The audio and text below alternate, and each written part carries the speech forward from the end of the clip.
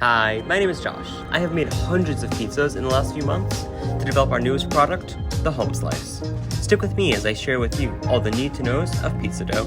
Today I'm going to make the all-purpose pizza dough recipe from the Home Slice cookbook. I once worked for a pastry chef who said that making bread is like taking care of a baby. You keep it warm, feed the yeast, play with it a little, and let it take a rest.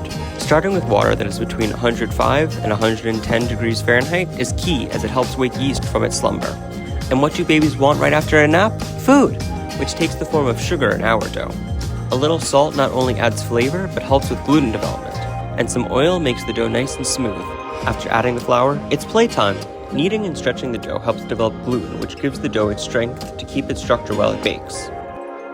After playing, the dough is tired and it's nap time. During this rest, the dough relaxes and gets stretchy for shaping, while also becoming airy, which helps the dough grow big and strong later on.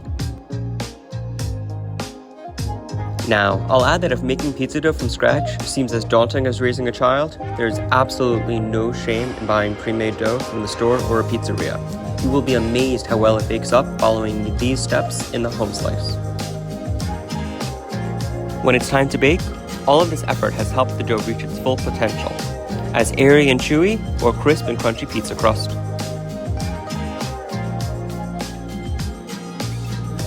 Stay tuned for more tips on how to get the most out of your Home Slice experience.